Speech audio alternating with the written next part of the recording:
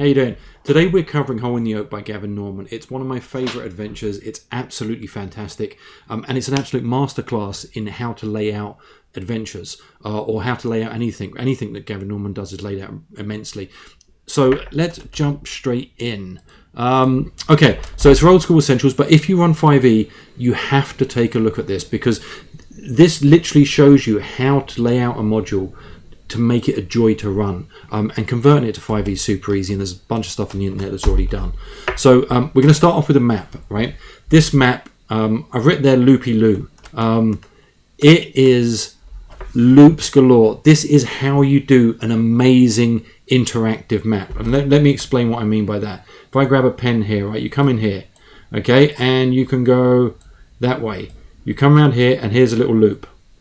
Okay, and or they can go up there and there's another little loop there, or there's a loop that can take them around here, and you get in the picture here, and like you can go out and up here. Here is another loop.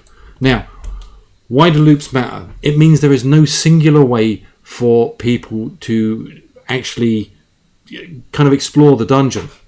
Doesn't matter when you run it, doesn't matter who goes in, doesn't matter when they come out and come back in again. They're never going to probably take the same path. That gives so much choice for players for tactical stuff. If they want to try and drive a faction to some other place and have them fight against each other, if they're trying to get away, it gives stuff for monsters to sneak up on people. It gives the players options to avoid things that they don't want to do, and it just makes it feel interactive and alive. And this is absolutely an amazing map. And you see other ones which are just kind of like these linear maps. This is kicking its ass already. Absolutely fantastic.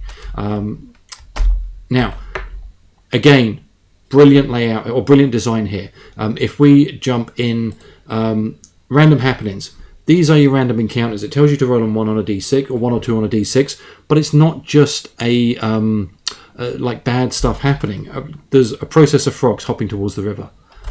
That's just cool. A swirling purple vortex manifests itself in the air in front of the party. Anything or anyone going into the vortex is teleported randomly to another destination. That's splitting the party. That's just cool. If they decide to do it. But again, it's not terrible stuff that happens. I love this. A root burrows out of the floor or wall or the ceiling. It points towards the nearest danger with a finger-like appendage. A distant chuckling is heard. This is kind of like reselling the things that might be happening later on in the module, but they're just things that make this dungeon feel alive, which I love. Here's another example of something which is really cool. I see loads of modules where it will be like 1d3 plus 1 giant fire beetles. No? But this is engaged in a mating dance, their light glands pulsating joyously. Like, it gives everything you do in this module flavour and feel, and you don't have to add that flavour and feel, and that's super cool. So, again, I'm pointing out, this is not a balanced module. They tell you very there. Judicious use of stealth, parley, and trickery is encouraged. Don't be blindly rushing in. If your players don't know that by now when you're running these style of modules, they'll learn fast. Again, more stuff beforehand. History, right? I wrote there, why rocks, okay? When you understand the whys of a dungeon, and there's several different whys, it makes kind of portraying that dungeon so much easier. It's better than information load. It gives you ways in which to kind of understand what's going on. Again, another thing really nice, unanswered mysteries that they have here. It allows you to tie this stuff into your current campaign. By the way, there's a terrible storm here, so if you hear it, I apologise.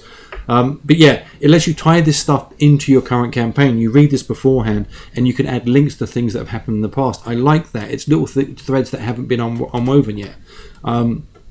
Factions. How many people don't have a list of factions in their modules?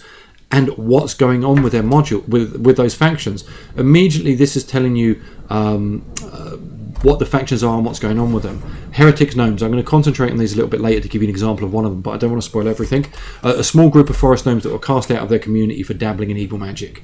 And it also then gives you the relationships between these factions, which means you can then start, or your players, if they're smart players, can then start playing them off against each other, which is cool. Right, let's keep on going.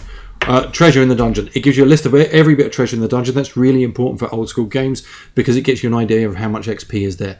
But just because that treasure is there, there's no party will ever find that treasure, all of it, or even probably half of it. Okay, so we're going to go through kind of a few of the layouts, and this is one of the things it does amazingly, which is why I've got it 2-paged.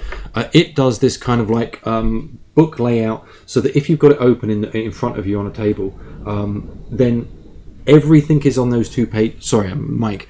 Everything is on those pages that you need to run, which is absolutely fantastic. So they've got that big massive map, but if you look at the top right hand corner here, they have a smaller version of that map there, including the rooms here. So you can actually, you don't have to flip back and flip forward. It's simple, but it's beautiful. Absolutely fantastic when you're running a module.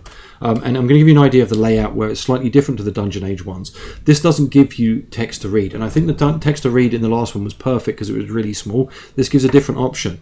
It gives you a bolded that you can then just kind of riff off. So you can say, as they're going towards this little area there, the floor's sandy, and if you look a little bit closer, there's hoof prints on there, which is a bit odd. And there's like the entire thing is covered with these roots. You can't actually see a way through, and there's moss covering the walls. Tunnel's about 6 foot high, and like you can with just glancing at it, and I was doing that without kind of looking, which makes it more difficult, but just glancing at it lets you riff off stuff really easy.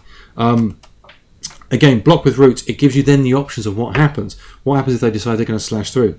You can then immediately know where to look. We're just going to try and get our way through. They can lose gear here.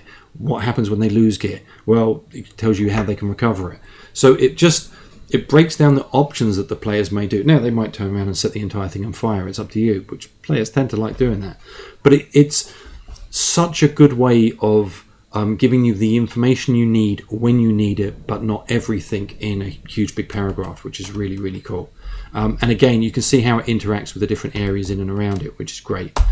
I'm going to, again, this is a big module, so this is like 48 pages, but it's a packed 48 pages. So I'm not going to go down through every page because I don't want to spoil the thing. Right, what have I got here? Trogdites. So this is an example of a room and an area which is done brilliantly. So this is this entire area here.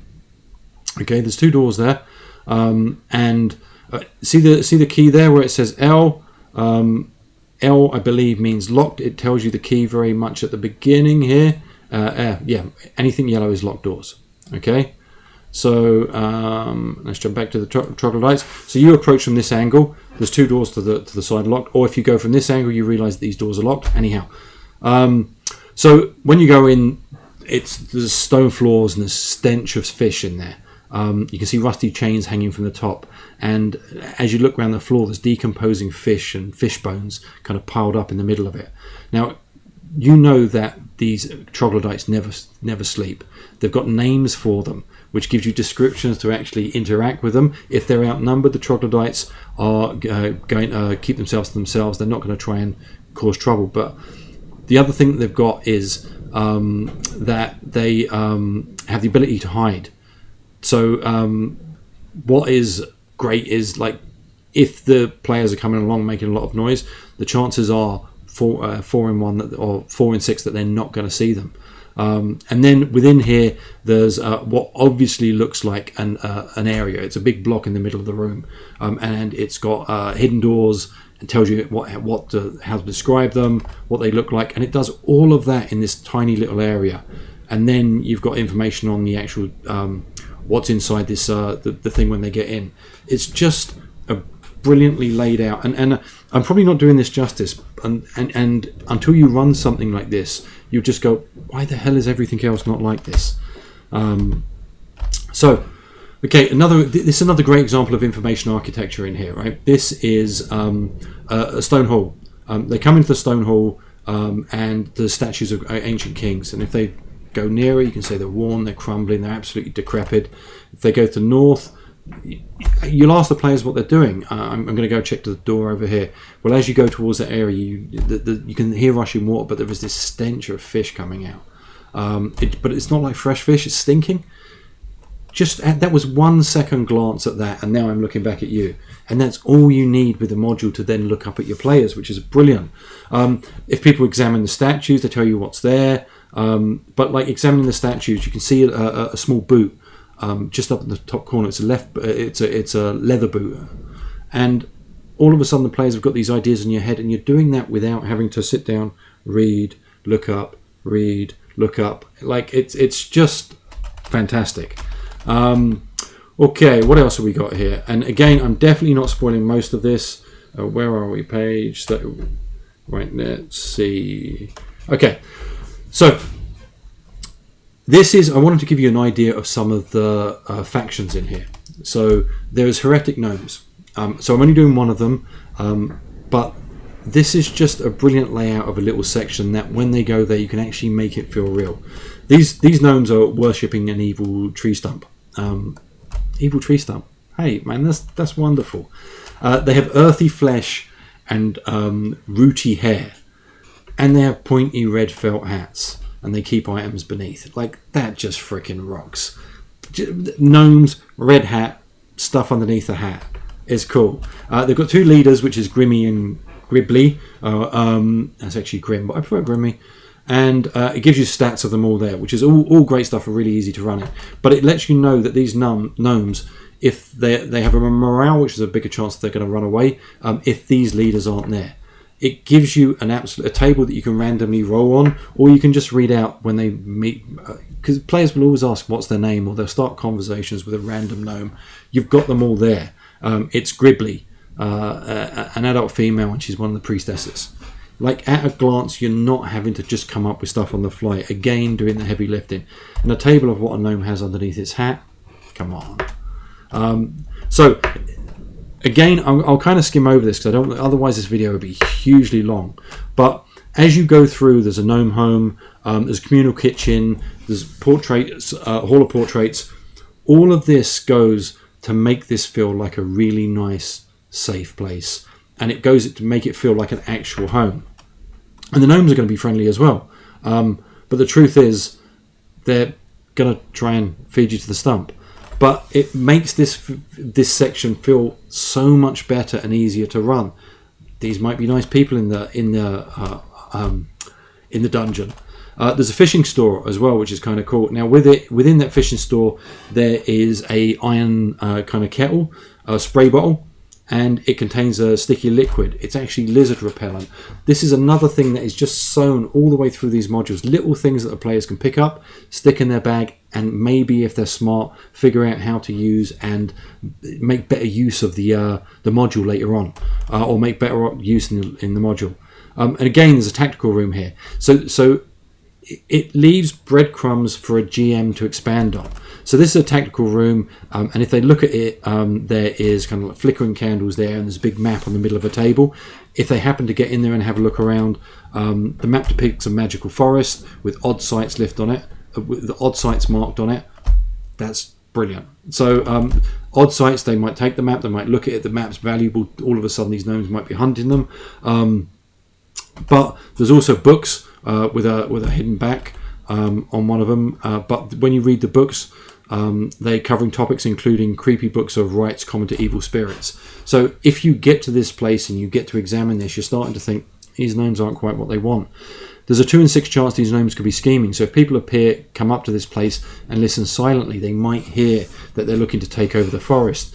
Again, there's just all these little things that, as a GM, what it does, apart from doing heavy lifting, it means you do not know how this module is going to turn out. You do not know what's going to happen. And I personally love that because that makes me feel like I'm actually playing the game instead of just running the game, which is cool. There's the altar of the stump. So when you go there is a stump that basically eats people. So you go in there, there's a pile of humanoid bones on there. There's 12 red candles in gold holders, and blood streaks on the floor. There's a corpse of a dwarf there, but it's not just a corpse of a dwarf. It's a naked dwarf. They're blue and their hair and beard has been shaved. Who would do that to a dwarf? That's proper evil. And when you meet the tree, because as you go in there, there's a rough tree, and it's got this creepy face that kind of follows you around the room, and there's roots kind of like twitching randomly, and you hear this laugh. It's just laughing to itself, and one of these roots come up and starts caressing the face slowly of this dwarf, the bald face of this dwarf. Come on. And here's another thing that makes this module so cool. The stump is an overconfident megalomaniac that will demand the PCs fall to their knees and worship. Have you ever read a module where there's an overconfident megalomaniac tree stump? Yeah, it's just wonderful. So it's a module that you have to get. This is another thing I really love about it. It tells you how to expand it. It gives you options of things that you can do to make this thing bigger, where you can add bigger crypts, where you can expand the dungeon if you want to. Upstream as well, westward, it tells you that there's another module which is called the Incandescent Grottoes, which I will be covering at some point when I get around to it on this channel, which is also awesome. That could be upstream as well. So you can actually string these two really decent sized modules together into something really cool within your within your kind of like fairy forest there. So yeah, Hole in the Oak, this thing is absolutely fantastic. Definitely do it. There'll be a link below for it. If you haven't subbed as well, please do. It I should do that at the start really, but yeah, it helps the channel. But yeah, fantastic module, and I hope you enjoyed it. All right, I'll catch you next week. Bye.